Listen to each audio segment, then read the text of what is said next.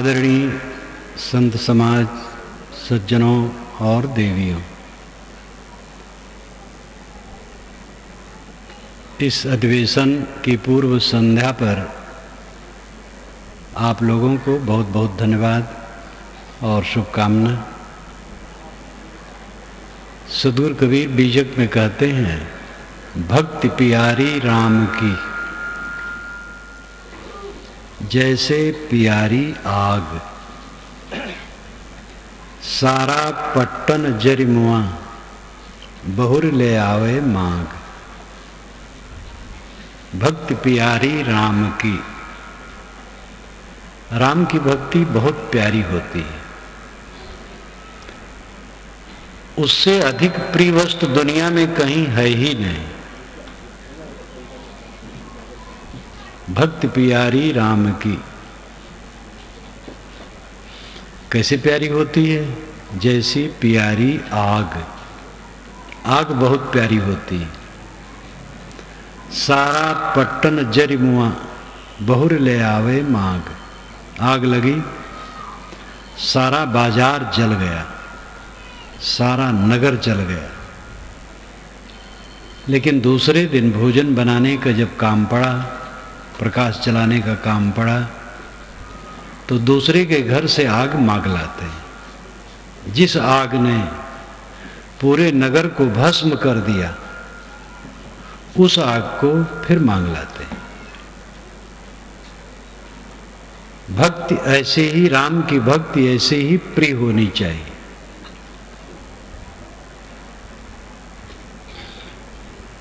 कुछ लोग भक्त होते हैं, दीक्षा लिए और 6 महीने में उनकी भैंस मर गई, तो कहते भक्ति हमें शोभती नहीं है। अब आगे हमारे घर में कोई भक्त नहीं बनेगा। कहीं कोई व्यक्ति मर गया घर का योग्य, तो और अशुभ हो जाता है। लेकिन फसल बीज डालते हैं जब, और सूखा पड़ जाए और फसल न हो, तो कोई नहीं कहता है खेती करना हमें शोभा नहीं देता है, छाजता नहीं, फिर आगे खेती बंद कर दे। संतान पैदा की जाती है, संतान मर भी जाती है, लेकिन कोई संतान पैदा बंद नहीं करता है। ये नहीं सोचता है संतान मैंने पैदा की और वो जिया नहीं, हमें छाजता नहीं, इसलिए आगे संतान नहीं पैदा करना, ऐसा कोई नहीं सोचता। व्यापार में घाटा हो गया तो लोग व्यापार बंद नहीं करते, फिर कभी मुनाफा होता है। भक्ति मार्ग में लगने पर अगर कहीं कुछ अड़चन हो गया, कोई नुकसान हो गया, तो कहते भक्ति हमें शोभती नहीं, हमारे घर में छाजती नहीं। साहब कहते हैं राम की भक्ति के मार्ग में सब कुछ अपना चला जाए, नष्ट हो जाए, तो भी वो प्रिय होना चाहिए। भक्ति प्यारी राम की जैसे प्यारी आग, सारा पट्टन जरिमुआ बहुर ले आवे मांग। राम की भक्ति क्या है? अयोध्याधीश श्री रामचंद्र की भक्ति कि और कोई राम है? कबीर साहब का राम अयोध्याधीश में नहीं सीमित है, उनका राम तो घट घट बासी है। कहीं कबीर ये है कि बूता राम रमे ते कुकुरी पूता। राम तो कुकुरी के पूत में भी रमा है। सब घट मेरा साइया से सुनी सेज न कोय। जिस राम को कबीर कहते हैं, वह राम किसी व्यक्ति विशेष में सीमित नहीं और 7वें स्वर्ग पर रहने वाला नहीं है, साकेत लोकवासी नहीं है। हृदयवासी। श्री रामचंद्र को अगर हम पुकारें तो अयोध्या में तो वहीं भी नहीं हो, भी तो अयोध्या से यहाँ आने में समय लगेगा। ट्रेन पकड़ेंगे, बस पकड़ेंगे, जीप करेंगे, टैक्सी करेंगे, आएंगे, समय लगेगा। मथुराधीश को पुकारें तो और समय लगेगा क्योंकि और लंबा है, और द्वारिकाधीश को पुकारें तो और कठिन हो जाएगा और बहुत दूर है, और हृदयाधीश को पुकारें तो कितनी देर लगेगी। सबके हृदय में बसा हुआ है। देश और काल की जो दूरी में है वो राम हमारा काम नहीं करेगा। वह ब्रह्म, वह परमात्मा, वह मोक्ष, वह कल्याण हमारे लिए हितकर नहीं। जो भिन्न देश में रहता हो और भिन्न काल में मिलता हो वो परमार्थ नहीं होता है। ध्यान दीजिए।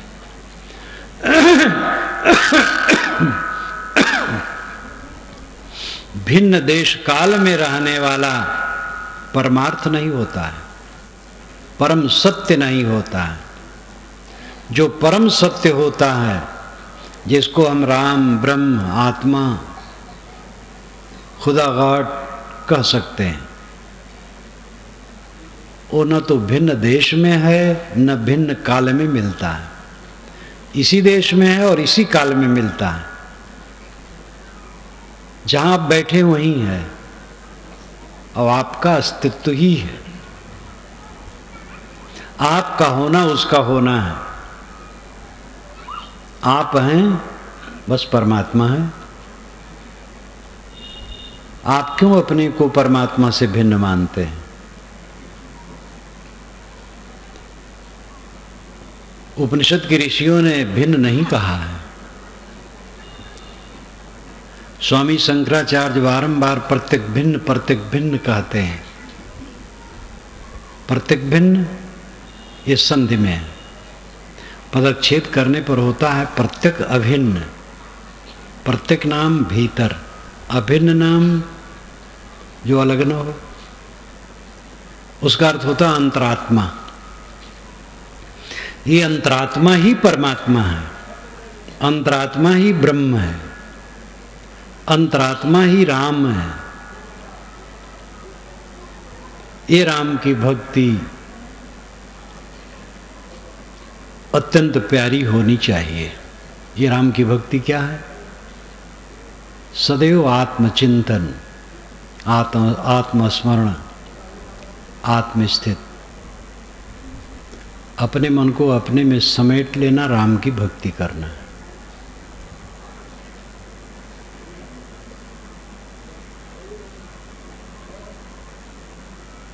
राम की भक्ति है आत्मा राम हो जाना, आत्मलीन हो जाना, स्वयं में समाहित हो जाना, स्वयं में शांत हो जाना। ये आत्मा राम की भक्ति है। भक्ति प्यारी राम की। आपकी अंतर ज्योति राम है। कबीर साहब के बीजक का पहला शब्द है अंतर ज्योति। वे परमार्थ को शुरू में ही कह देते हैं। बहुत माहिर हैं कबीर साहब अपनी बात कहने में। महाप्रगल्भ बुद्धि, महातेजवान, प्रतिभावान, सूझबूझ अद्भुत। बीजक शुरू करते हैं और अंतर ज्योति शब्द कहते हैं। अंतर ज्योति शब्द एक नारी, अंतर ज्योति प्रथम शब्द है। अंतर्ज्योत अंतरात्मा है। सबके अंदर में विवेक ज्ञान की ज्योति जगती रहती है। सबके अंदर में जानियो दशा, मैं जानता हूँ, मैं खाता हूँ, मैं पीता हूँ, मैं काम करूँगा, मैं काम नहीं करूँगा। तुम्हारी बातों को मैंने मान ली, मैं तुम्हारी बात नहीं मान सकता। ये जो मैं सबके अंदर में निरंतर चलता है, वह मैं तत्व, वही अंतर ज्योति है। साहब उसी को राम कहते हैं।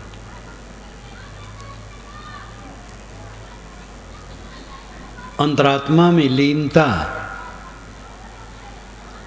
निरंतर आत्मस्मरण, आत्मचिंतन, आत्मरति, आत्मसंतुष्टि, ये राम की भक्ति है। लेकिन ये कैसे प्राप्त होगी? जब पहले गुरु संतों की भक्ति हम करेंगे तब प्राप्त होगी। हमें आधार देने वाला सद्गुरु होना चाहिए और संत होने चाहिए, और सज्जन संत सद्गुरु। सज्जन गृहस्थों में जो बोधवान हैं, समझदार हैं, अच्छी राह चलते हैं, वे जिज्ञासुओं के प्रेरक होते हैं। मैंने स्वयं अपने जीवन में देखा है, प्रथम प्रेरक हमारे आसपास के भक्त हुए हैं, फिर संत मिले हैं, फिर सद्गुरु मिले हैं। ये सब का अनंत उपकार हमारे ऊपर है। फिर सद्गुरु संत जो साधना परायण हैं, उनके बिना तो कुछ काम हो नहीं सकता है। कमल पानी में रह करके खिला रहेगा, पानी से अलग सूख जाएगा। संतों गुरुजनों की संगत में साधक आध्यात्मिक उन्नत कर सकता है, अलग नहीं कर सकता है। गृहस्थ लोग संतों गुरुजनों से जुड़े रहेंगे तो उनको प्रकाश मिलता रहेगा, टूट जाएंगे तो अंधकार में हो जाएंगे। कुछ लोग घर छोड़ करके बिल्कुल आ जाते हैं गुरु की शरण में। ऐसे लोगों से जहाँ मेरा संपर्क पड़ता है, मैं प्राय निवेदन करता हूँ कि भाई कच्चेपन में न निकलो। पक जाए बहुत विचार, बड़ी दृढ़ता हो जाए, वैराग तीव्र हो जाए, वो तीव्रता भी कुछ दिन बनी रहे, तब समझ बूझ करके छोड़ना चाहिए। चट मगनी पट बिया ठीक नहीं। और कितने लोग ऐसे निकलते हैं और फिर लौटते हैं। कितने लोग आकर के मर्यादा में नहीं रहते हैं। पहले आते हैं तो उनको भक्ति रहती है, थोड़े दिन में उनकी भक्ति ठंडी, फिर गुरु संतों की बराबरी करने लगते हैं, फिर गुरु संतों की आलोचना भी करने लगते हैं, फिर बह जाते हैं। तो ये रास्ता बढ़िया नहीं। समर्पण की जरूरत है। वैवाहिक जीवन युवक युवती ग्रहण करते हैं, अगर एक दूसरे को समर्पित नहीं है तो गृहस्थी सुखद नहीं हो सकती।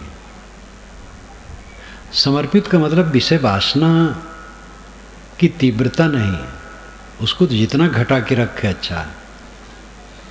समर्पण का मतलब है एक दूसरे का सहयोग करना। पत्नी के लिए उल्टा पलटा कहते रहते हैं, या देवियां अपने पति के लिए उल्टा पलटा कहती रहती हैं, कैसे मधुरता आएगी? एक दूसरे के सहयोग की भावना। और गृहस्थी चलाने के लिए दोनों समर्पित हों। समर्पण में जो आनंद है, अहंकार तो विनाश का कारण है। पार्टनरशिप में व्यापार चलता है प्रायः। पार्टनर अगर समर्पित नहीं है परस्पर तो व्यापार टूट जाएगा। राजनीति की पार्टी होती है, समर्पित नहीं है परस्पर तो राजनीतिक पार्टी टूट जाएगी। समर्पण हर जगह जरूरी है। पूर्ण समर्पण, कल्याण के लिए पूर्ण समर्पण, गुरु की शरण में पूर्ण समर्पण। संत और गुरु एक रूप साधु का, दूजा काल को फंद। असरण शरण दयाल गुरु, साधु सदा स्वच्छंद। ये पंचग्रंथी में आता है। एक रूप गुरु साधु का, गुरु और साधु का एक रूप है। वैरागवान, ज्ञानवान, आत्मनिष्ठ, आत्मसंतुष्ट लक्षण गुरु संत का होता है। एक रूप गुरु साधु का, दूजा काल को फंद। और गुरु साधु को छोड़ करके भक्ति का आधार क्या होगा? मूर्ति हो तो मूर्ति बोध नहीं देगी। ईश्वर की उपासना कोई करे तो ईश्वर ज्ञान नहीं देगा। ईश्वर आज तक बोला नहीं, मूर्ति बोल नहीं सकती है। जो बोलने वाला है, प्रेरित करने वाला है, अपनी पवित्र रहनी से और पवित्र वाणी से जो साधक को प्रेरित करने वाला है, वो मनुष्य। उन्हीं मनुष्यों में जो साधन संपन्न है, साधना संपन्न है, आचरण निष्ठ है, जिनकी रहनी पवित्र है और आत्म संतोष है, ऐसे पुरुष संत और गुरु कहलाते हैं। अशरण शरण दयाल गुरु साधु सदा स्वच्छंद, अगर भेद है तो इतना है कि गुरु अशरण को शरण देते हैं और साधु सदा स्वच्छंद रहते हैं। ये भेद है, दोनों की रहनी एक है। जिनमें संतत्व पूरा है तो साधु गुरु दोनों एक ढंग के हैं।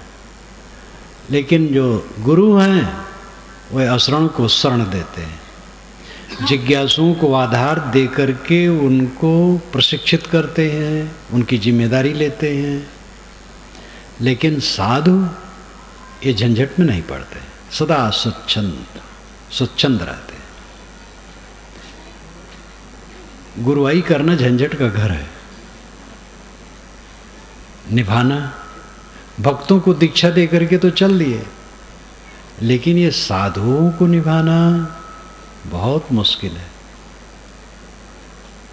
क्योंकि ये पूरा समर्पित हो जाते हैं।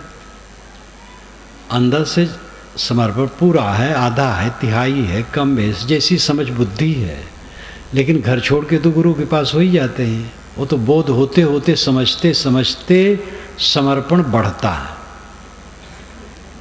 अभिन्न भिन्न देश काल परिस्थिति के लोग, भिन्न भिन्न संस्कार गुण कर्म स्वभाव, उनको ले करके निभाना बहुत बड़ी बात है। अगर कच्चा मन है तो गुरु दुखी हो जाते हैं और उलझ जाते हैं।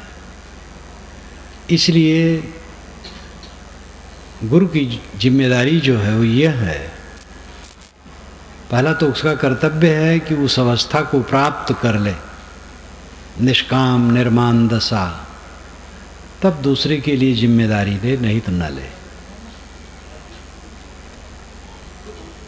तो गुरु अशरण को शरण देते हैं और साधु ये चक्कर में नहीं पड़ते हैं। बस इतना भेद है, मूल में भेद नहीं। तो राम की भक्ति के लिए पहले गुरु की भक्ति की जरूरत है, संत भक्ति की जरूरत है। गुरु संत आधार और न रक्षक कोई कितै। गुरु और संत आधार हैं और मुमुक्ष के कोई दूसरा आधार नहीं है, कल्याणार्थी का कोई दूसरा आधार नहीं।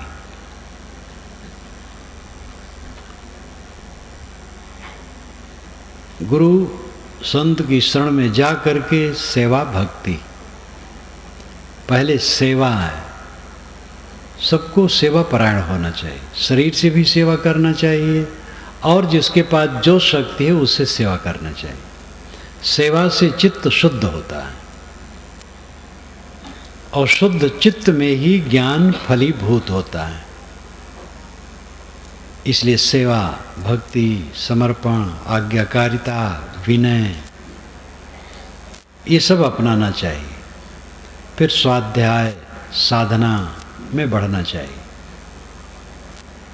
तब समाधि और शांति की अवस्था आती है। राम की भक्ति आत्मलीनता है। भक्ति न जाने भक्त कहावे, तजी अमृत विष कैलिन सारा। इस साहब की पंक्ति है। लोग भक्ति नहीं जानते और भक्त कहलाते हैं। अमृत को छोड़ करके विष को सार समझते हैं। विष तो दुनिया में है, अमृत कहाँ है? अमृत कहीं नहीं और विष तो खूब है। अमृत का अर्थ होता है जो न मरा हो, जो मरे न। अमृत, मृत नाम मरा हुआ, आ उपसर्ग है। जो न मरे, न मरा हो, वो अमृत है। चेतन आत्मा अमर है, इसलिए वो अमृत है। आत्मा का ज्ञान नहीं है, अमृत वस्तु जाने नहीं। मगन भया सब लोय, कहें कबीर कामो नहीं, जीव ही मरण न होए। अमृत वस्तु लोग नहीं जानते हैं, विषय वासना में ही मगन है। साहब कहते हैं जब कामना का त्याग हो,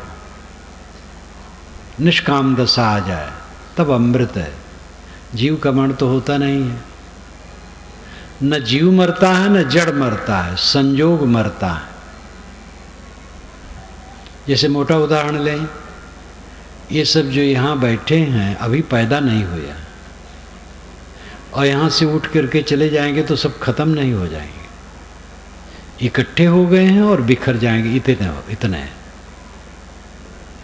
शरीर तो हमारा बिखर जाएगा, कण भी बिखर जाएगा। लेकिन इतना ही उदाहरण लें, यहाँ इतने लोग बैठे हैं तो अभी पैदा नहीं हुए हैं, और जब यहाँ नहीं दिखाई देंगे तो सब बात नहीं खत्म हो गए, इधर उधर हो गए, फिर इकट्ठे हो जाएंगे। ये उदाहरण हुआ। तत्वों के कण इकट्ठे होते हैं और दूर दूर चले जाते हैं। इकट्ठे होते हैं तब कोई कार्य पदार्थ बन जाता है, दूर दूर चले जाते हैं तो कार्य पदार्थ मिट जाता है। तो निर्मित आकार मिटता है, किंतु जिन तत्व कणों से निर्माण होता है वो तत्व कण नहीं मिटते। तत्व विकारी हैं, परिवर्तनशील हैं, उससे कुछ निर्माण होता है। आत्मा निर्विकारी है, उससे कुछ निर्माण नहीं होता है। वो निर्विकारी है, अजन्मा है, नित्य है। प्रकृति भी नित्य है, प्रकृति भी अजन्मा है। जड़ प्रकृति भी कहीं जन्मी नहीं है, सदा से है और सदा रहेगी। जड़ चेतन दोनों नित्य हैं। न जड़ मरता है न चेतन मरता है। बात यहां चेतन की है। जीव ही मरण न होए, जीव का अर्थ यहां चेतन आत्मा। एक जीव का अर्थ होता है देहधारी। प्रकाश चला, बहुत कीड़े आ गए, तो कहीं बहुत जीव आ गए, तो वहां जीव का अर्थ है देहधारी। लेकिन जीव ही मरण न होए, इस संदर्भ में जीव का अर्थ शुद्ध आत्मा है, उसका मरण नहीं होता। जीव अमर है, आत्मा अमर है। और कामों नहीं, कामना का त्याग हो जाए, कामना छोड़ दे, निष्काम हो जाए तो अमृत हो गया। अब आत्मा अमृत है ही, बस काम पूरा। आपका अस्तित्व नित्य है, आप अमर हैं, अमृत हैं। वासना त्याग दें, बस अमृतत्व का अनुभव हो। एक वृद्ध व्यक्ति ने मुझसे प्रश्न किया, वेद के 2-3 मंत्र लिख करके वो लाया था। तो उसमें एक मंत्र था जिसका अर्थ था कि ब्रह्म के 3 पाद अमृत में स्थित है और 1 पाद में जगत है। तो उसने कहा, महाराज ये जगत तो दिखाई देता है, जगत का जितना विस्तार है मानो ब्रह्म का 1 पाद, 1 हिस्सा है। जो 3 पाद ब्रह्म का अमृत में स्थित है वो कहाँ है? तो मैंने कहा वो कागज में लिखा है बस। तो स्तब्ध रह गया। उसने कहा महाराज हम तो बड़े बड़े विद्वानों से पूछे, जगत गुरु मंडलेश्वरों से पूछे, कोई समुचित समाधान नहीं कर पाया। और आप तो एक बार में ऐसा कह दिए कि कोई गुंजाइश नहीं रहे। तो फिर अमृत कहीं नहीं है। मैंने कहा अमृत है। कहे कहाँ है? कहे आप में। कहे मुझे अनुभव नहीं होता है। तो मैंने कहा निष्काम हो जाइए तो अनुभव हो गया। तो गंभीर हो गए। मैंने कहा कैसे लगा? कहे सच लगा। निष्काम हो जाओ अमृत हो जाओ। बिना निष्काम हुए कोई अमृत नहीं हो सकता है। आत्मा तो अमृत है, आपका स्वरूप अमृत है, लेकिन निष्काम हुए बिना उस दशा में ठहराव नहीं होगा। जैसे मनुष्य विवेकशील प्राणी है मौलिक रूप में, आकार मनुष्य का है और महाविवेकहीन है, घोर कर्म करता है, दुष्कर्म है मनुष्य। तो मनुष्य होने से क्या हुआ? चेहरा मनुष्य का है, आकृत मनुष्य की है, प्रकृति जानवर की है, जानवर से खराब।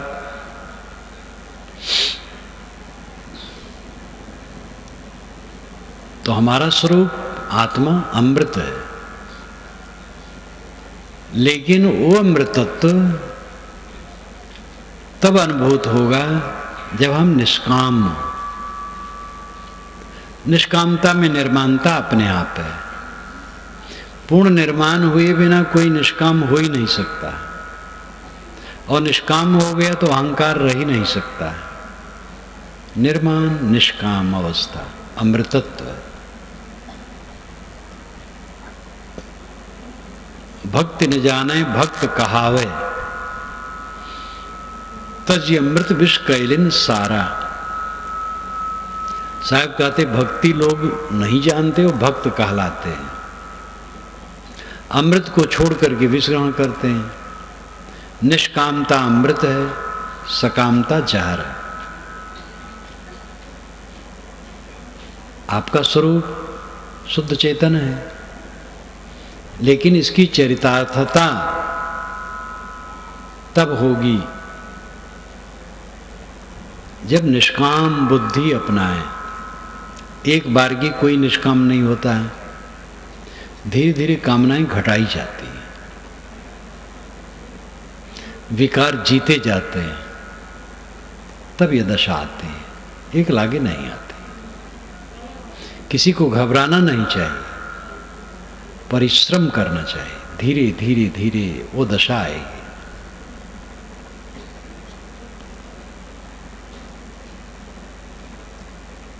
साहब कहते हैं भक्ति प्यारी राम की। राम की भक्ति बहुत प्रिय, और राम अंतरात्मा है, आपका स्वरूप है, आपका होना है, आपका अस्तित्व है। आप तीनों काल में सब समय हैं। जागृत अवस्था में स्वप्न नहीं रहता है, स्वप्न अवस्था में जागृत नहीं रहती, सुषुप्त में ये दोनों नहीं रहते हैं। लेकिन आप इन तीनों में रहते हैं। जागृत को किसने देखा? आप। स्वप्न किसने देखा? आप। सुषुप्ति का सुख किसने जाना? आप। वो राजा की कहानी याद करें। एक राजा था, सोया था,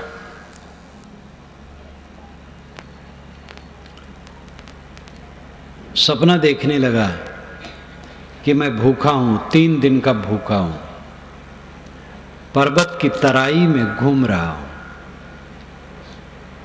गरीबों की झुग्गी झोपड़ी में भिक्षा कर रहा हूं। तो कोई एक चुटकी चावल देता है, कोई एक चुटकी दाल। गरीब गरीब लोग हैं।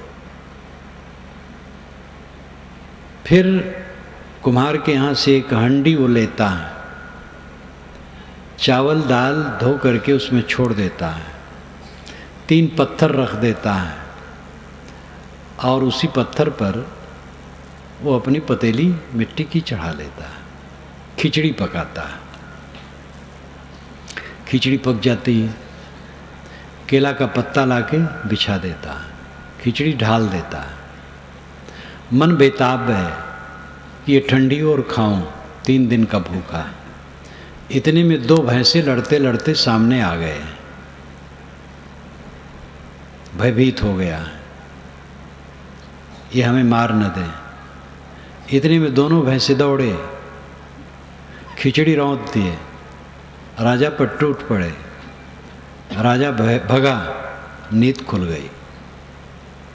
न भैंसा न खिचड़ी, मखमली गद्दे पर वो पड़ा है। चारों तरफ ऐसा प्रबंध है कि वहां मच्छर नहीं जा सकते हैं। भैंसे कैसे आ गए? हजारों को खिलाने वाला स्वयं भूखा कैसे हो गया? डामाडोल हो गया। सुबह स्नान किया, संत एक रहते थे पास में, वहां गया। कहा महाराज ये सच की वो सच? बताया सब। महात्मा ने कहा कि सपने में राज था, कहे नहीं था। कहे तू, कहे मैं था। तो कहे जागृत में सपना है, कहे नहीं है। कहे तू, कहे मैं हूं। राजा ने कहा सपना भी झूठ, जागृत भी झूठ, और दोनों में रहने वाला तू सच। जागृत, स्वप्न, सुषुप्ति, ये तीनों आते और जाते हैं, और तीनों में रहने वाला आत्मा नित्य, शुद्ध बुद्ध, निर्विकार, अजर, अमर है। वो आपका स्वरूप है। आप सपना देखते हैं, गाढ़ी नींद का आनंद लेते हैं, जागने पर फिर हंस खंहस शुरू, झंझट, कलह, प्रपंच।